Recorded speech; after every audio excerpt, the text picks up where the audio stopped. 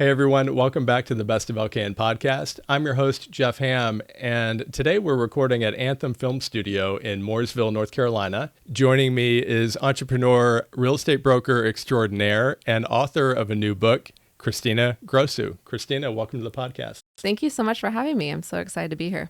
Great to have you. Great to finally connect and meet in person. We've been talking back and forth. You actually helped me write an article about 2.5 years ago for our website. It was some advice for small business owners on how to succeed on Instagram, which was great. Thank you so much for helping out with that. Yeah, you just reminded me just this morning. I forgot about it. Well, it's been a while ago. Yeah, almost 3 years ago. So great to finally meet in person and connect. Congratulations on the new book. Thank you so much. That's really, really exciting. I can't wait to dive into more details about the process of writing the book, the inspiration behind it, of course, publishing it. But Cristina, before we get into that, if you could share a little bit of your background, hometown, career, and what brought you to Lake Norman. Sure. So I was actually born in London, England. I've moved a few different places before finally settling in Honolulu, Hawaii. My parents had bought a business and relocated there during my middle school and high school years. So after high school, I went to college at the University of Southern California in Los Angeles, and my parents actually retired in Mooresville, North Carolina from Hawaii. So I had a great job in Los Angeles right out of college graduation, and I realized that Los Angeles was not the place for me. Traffic was horrible, and my mom said, if you don't like what you're doing with your life, quit. There's no reason to be unhappy. So 2 weeks later, I was in my car on the way to Charlotte, North Carolina. So I moved here not knowing a single soul and purchased my first townhouse in Uptown Charlotte. And that's when I became a real estate agent. So that was back in 2012. Wow. Okay. So that's a good time to move to Charlotte. I mean, Charlotte kind of, I feel like really weathered the recession pretty well compared to a lot of other markets. So you've been active in the real estate industry for over 10 years now. Yes.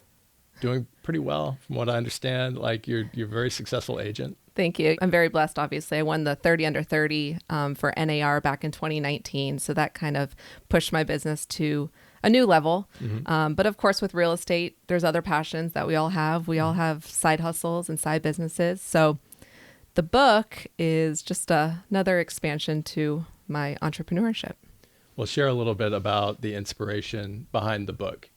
Sure. So Learning to Earn with Romanza Madge is a children's book. I wrote it about 8 years ago, back in 2015. I think that's 8 years. 8 years ago. Yeah.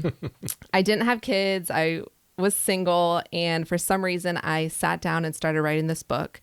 And the book itself is about a little girl who wants to become a ballerina, and her parents say that she has to earn the money. So my parents taught me at a very young age the importance of money and saving, obviously. And I was an entrepreneur since I was 12. So I started my first business when I was 12. And the book kind of goes along with that theme. Romanza is my aunt's name, and then Madge is my great-grandma's name. So for some reason, I put those two together, and it flows pretty nicely. Learning to Earn with Romanza Madge? Correct. Okay. Yeah. What can readers expect? Sure. So the book itself, super bright, super airy, and each page is about a task that she thinks is easy, and then it ends up not being easy. So just for example, this page is her vacuuming her room, and then she ends up getting twisted up in the cord. Mm-hmm. Every page rhymes, and each page is a math problem as well. So at the very end, it teaches you what the total is. So you add up, and it's just a fun way to learn the importance of money, but not be bored doing it. Because a lot of the books these days are very wordy and boring. Yeah. So this book, I think it's different. Pretty interactive. Who's it? What age group would you say it's for? So everybody asks me that question, and my 3-year-old loves it, and my 12-year-old stepdaughter love it. You kind of get all age ranges. Obviously, you could read it to whoever you'd like to. It's gender neutral. It's about a ballerina, but of course you could read it to boys or girls. The wording itself is probably for around like a 7 to 8-year-old. They could read it themselves at that age. So it's not for the teenagers, but it could be, of course. It could be for anybody. Sure. Yeah, absolutely. I'm kind of envious. Forever, all my life, I've thought about how cool it would be to publish a book, to write something and have it published. And earlier in, when I was younger, it was always fiction. I always wanted to write some fiction story, a novel, like every English literature major dreams of writing a novel, Right. right? So I would love to know, like, what was the process like as far as writing the book initially, then, before you illustrated it and went through the publishing process, what was your process for writing the book? Did you start with an outline, or how did you do that? So when I first started, I just had a notebook and I Mm-hmm. just started writing, and I don't even know how. When authors say the book just comes to them, it truly did. That time I tried to write another version a few weeks ago for a different story, and I was struggling. So I got to wait for the perfect time. But I wrote it down in a notebook, typed it up, sent it to my mom for her to read. She's like, I love it. Mm-hmm. And then I let it sit for 7 years. So all this has started in the past 6 months. After I had fully written it, I sent it to a few friends to edit for me, tell me what their thoughts were. A lot of them had good thoughts. A lot of them had bad thoughts. So I took everything with a grain of salt, and someone told me, you have to trust your editors because they're the ones who are reading your book. And if they say something's not good, you need to believe them, even though you think it may be the best. So I sent it to about 40 different friends through Instagram. I posted if anybody wanted to read my book. And a lot of the people had the same comments. So I changed it. I edited some words around, some easier words for the kids to understand. And then once I had it fully written was when I was dealing with my illustrator. So I went through 3 different illustrators. I finally landed on one. She was actually in Dubai. She did her illustrations through Photoshop and using an actual pen online, which was very easy because if I had things to change, it was easier for her to change as opposed to someone who was using a traditional pen, paper, or watercolor. So that was a good lesson learned. And once that was done, then I sent it to more people to edit with the photos and whatnot. Yeah, well, it's important to get feedback, right? And Right. how some people take feedback a little bit differently than others, but you sent it to friends and family first, and they offered some constructive and kind feedback. And They did. Was that really helpful in revising the book? It was. And after they had actually edited it, there's a website that you can go to. I can't remember the name right now, but I'll let you know later on. Okay. And you can send your book to them and you pay them $20, and they're actual editors. So they will fully change things around and let you know. And one of my friends actually, before I sent that, said, you have the word it like 18 times in here. Mm-hmm. I never even thought of that until he said, you need to remove some of those and change things up. So I did. And then the professional editor actually said, this is great. I used to work for Disney. I don't have many edits for you. And I said, okay, I think I'm finally done. No spelling errors. I'm still worried about spelling errors. I feel like there's some word in there spelled wrong. But there's not, hopefully. And yeah, so then I had it fully designed, and I used Canva, which is super easy now. A lot of publishers want you to use Canva because you can move things around. And then I went the self-publishing route, hybrid. Go into a little more detail about that. So I've heard a lot about self-publishing has gotten really grown in popularity over the last, I don't know, several years or so. There's also Amazon KDP, which we talked about before we hit record. And then there's the traditional publishing route. So share a little bit about how your process for publishing. Sure. So I wanted to do the traditional publisher, just like everybody wants to. That's the way to make the most money, or so you think. So I contacted a few publishers. A bunch of them were not accepting manuscripts at the time. So I thought, well, if I can't get a traditional publisher, I'm going to read about self-publishing. And rumor has it, there's hundreds of books that have been self-published and have turned into traditional publishers down the road.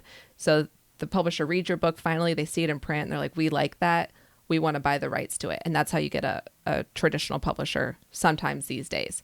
So I researched a few different self-publishers who have done that, and they have many books and they're very happy with that.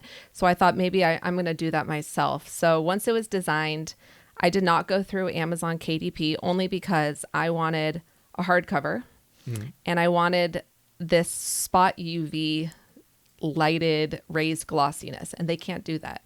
So I wanted the book jacket, which they couldn't do as well. So I found one of my contacts from another business that I own, and they were able to create my product for me with the hardcover, the glue binding, which all these things are new to me. But they did all this, and then I pay per book. So I bought 1,000 copies and I paid per individual book, as opposed to Amazon KDP that you get paid for each book that's published on call, on demand. So you don't have any inventory stacked up. So for listeners who aren't familiar, Amazon KDP is Kindle Direct Publishing. Is that what it stands Yes. for? And so it's a lower barrier of entry, I would say. I guess is a good way to describe. It's an easier way of publishing quicker, but you don't get the flexibility of the hardcover and the artwork. You don't have much flexibility in the artwork when you go the Amazon KDP route, right? So you can do the artwork. You just upload the file itself as a PDF file, and then they print it. So like I wanted a little bit bigger than 8x10. So it's 8 inches and a little bit over. You can't do that with Amazon KDP. It's less expensive and it's easier because you just upload it and then they print it and ship it. But this took a lot more time because this took about 4 months to get to me physically in my hand. Yeah. But I had never seen this before it came. So that was also a little nerve-wracking. Oh, yeah, I bet. Yeah. I mean, you were committed, right? I was. They sent me one example and it was half the size. And I realized I wanted bigger. And then I changed up some images and some words. And then they made 1,000 copies for me and sent it over. Wow. Yeah. So now I have a bunch at my house, but they're selling. So I'm very thankful. Good. Yeah, that's awesome. I love it. Where's been the best place for you to spread the word so far about the book? So I've been doing some local pop-up type events, and I'm on Instagram, and that's a lot of my purchases have been for people buying for other people's kids, for birthday parties, for neighbors, things like that. The book's available online at our website, which is www.readlearningtoearn.com. And then we're on Amazon as well. Awesome. Yeah. Your Instagram game is still strong, by the way. Yeah. That's how we originally connected a couple years ago, and still follow the account and Thank you. love watching, keeping up with you and the family and your work. And it's been awesome. Thank you. Yeah. Instagram's a great way to reconnect with people that you haven't talked to in a long time. Yeah. I love that platform. I think it's the easiest for getting your word out about businesses and small businesses. So that's kind of where I'm pushing it right now. Yeah, I agree. I've focused the best of LKN as far as social media goes. I've focused more on Instagram. I think it's just easier to deliver. It's more convenient for users than I still do quite a bit in Facebook though. But I've definitely focused more on the Instagram platform and have really enjoyed that. Do you do TikTok at all? I'm trying to do TikTok. I have TikTok I'm for my trying other not business. to. Yeah, I have it for my other businesses, Yeah. but for this one, I have heard that for self-publishers and children's book, TikTok is a good place to promote your book. And there's a great TikTok. I don't know if you saw it a few months ago about the man in the grocery store. You'll have to look at it later, but as a man in a grocery store, and he was just signing his books and he hadn't sold many copies, and some TikTok star asked him if he could promote his book, and he became Amazon's bestseller in under a few hours. Oh, wow. And sold millions of copies just from Went viral. that one video, which is so cool. And he wasn't prepared for it. Yeah. He's an older guy, and it was just very cool to see. Yeah, I'll look that up. Yeah. I still don't have a TikTok account. Okay. But I'm sure I can find that somewhere else. Definitely. Yeah. So the process of publishing this is really cool. By the way, the book turned out, it's gorgeous. Thank you. Like the cover, it's just seems very high quality, and the illustrations throughout it's just beautiful. Thank you. It must feel really good to have it published and out. It does. It's kind of surreal to have it in my hands physically. And when people, did you write it? I said, yeah, I wrote it. Yeah. When did you write it? I'm like, 8 years ago. It's not a great Yeah. great story, but I've heard that a lot of authors have had that same path a little bit, because you write something, you don't know what to do. You watch YouTube videos for hours and hours and hours. Yeah. And then when I didn't do the traditional Amazon KDP, that kind of opened up a few more doors that I had never really looked into before. So very thankful, and I couldn't be happier with the product. One of my favorite stories, and listeners might want to fact check me on this because I'm not 100% sure it's 100% accurate, but I was a big John Grisham fan when I was younger, when I was growing up. And of course, he blew up and was huge and was one of the most prolific and successful authors of, the late 20th century and beyond. He got I understand he got his start selling his first book out of the trunk of his car at his kids' t-ball games, like out in the parking lot. Yeah. You can't get into publishing or becoming an author to crush it, right? To get rich. That's not why you write. That's not why you publish, right? Right. Yeah. I mean, the royalty per book is not great. Yeah. But obviously I'm not trying to make money doing it. It was a passion project of mine. And when people read it and all the Amazon reviews are all 5 stars, and I'm not asking them to do that. Yeah. Of course, if you want to, Yeah. please do. But people actually genuinely like it. And that makes me happy, because when I wrote it and I didn't have kids, I never knew I was going to have kids. I never knew I was going to get married. But yeah, it's fun to see. And watching my 12-year-old stepdaughter read it, it's just kind of surreal to watch. So That's awesome. I love it. Yeah. Well, congratulations Thank on you. that. How about advice for, not just for listeners who are thinking about publishing a book and may have been dreaming about it over the years, but it's for me too. I would love some advice on where do you start? Where do you begin?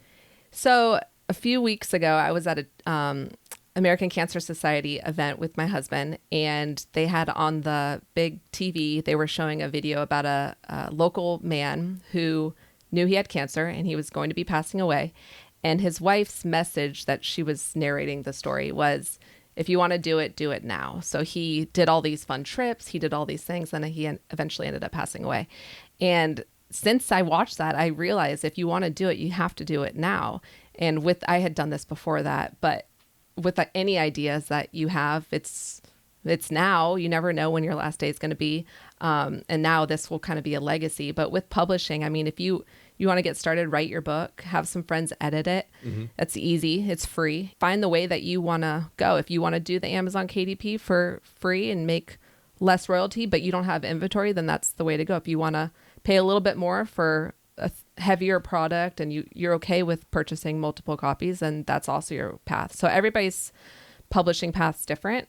And of course, if your spouse or somebody is in publishing and they want to publish your book traditionally, that's awesome too. I have a realtor friend who has a book on branding, and he has a traditional publisher and he crushes it. He makes a good amount of money and he doesn't have to do anything. So it truly, I ship out each one myself. That's another thing you have to consider. Amazon KDP does all that. So they print it, ship it to the person. So I package mine, I write a little note in it, and then I print out the label, stick it on, and take it to the post office every day. So it's a bit more time consuming, but I enjoy it, and it gives me something to do when the market's slower. Yeah. In these conversations, I often ask business owners and entrepreneurs for advice for those who are aspiring to start their own business. What is some great advice? And probably the piece of advice that's been offered the most over the last 3.5 years for this podcast has been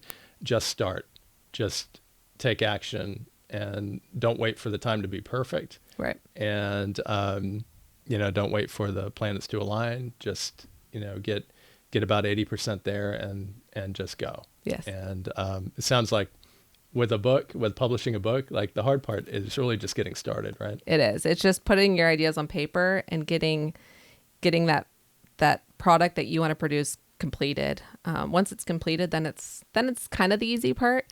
You figure out which path you want to go, and then once you have it made, if you go the route I did, now you got to start selling. So advertising and promoting it and doing events and getting your book out there, and just like this, and explaining what it is and how it can help people. And there's hundreds of thousands of books, so it's what makes yours different. Yeah, of course. So yeah, I'll be interested in knowing about that branding book by your friend. So it's called Branding with Purpose. Okay. By Ivan Estrada. Okay. And it's about finding who you are as a person and branding using your personality, not conforming to other people's ideas and tips, but finding your own purpose. Yeah, that's really relevant. Yeah, I think that stories, we've talked about that on the podcast too. And in fact, Brett, the owner of Anthem Film Studio, and I talked about that during his episode here on the Best of Elcan, the power of stories behind businesses and brands and sharing those stories and really, sort of setting ourselves apart in that way. Sure. Yeah, that's really good. I'll look up the book. I have a link in the in the show notes too. Okay. But speaking of your book, where can listeners find the book? Where's the best place to make a purchase? So you can purchase either online at www.readlearningtoearn.com, or you could purchase on Amazon just through search. You could search either my name or the book title. If you're looking to buy in bulk, which some people have asked, it's best to just contact me so I can give you a bulk discount. I will have those links, of course, in the show notes too. We will promote the book in our email newsletter. Awesome. Small Business Saturdays coming up shortly. Perfect. So I'm going to have this in that content that we produce for Small Business Saturday, promoting local businesses, great, just unique places to get gifts for family this year. So I'm looking forward to having that in the article too, and in our email newsletter. I wouldn't be doing my job if I didn't remind listeners to subscribe to our email newsletter. The Best of LCAN email newsletter goes out every Friday morning. I write it myself and send it out every week, and it's packed with just good ideas on places to go and things to do around Lake Norman, and with some small business highlights as well. So go to our website, thebestoflcan.com, and sign up. The form's right on the homepage. Cristina, I will have your links, of course, in the show notes too. And really appreciate you taking the time to join the podcast. And congratulations on the book. I can't wait to share this with our listeners. And I'm going to give you a copy as well. Oh, thank you. I'll sign it for you later. But awesome. You can take it home or gift it off to whoever you'd like to. I love it. Yeah. Get a shot of that, I think. All right, cool. Well, Cristina, thanks again. Cristina Grossu is the author of Learning to Earn with Romanza Madge. Cristina, thanks for joining the podcast. Thank you so much. I appreciate it.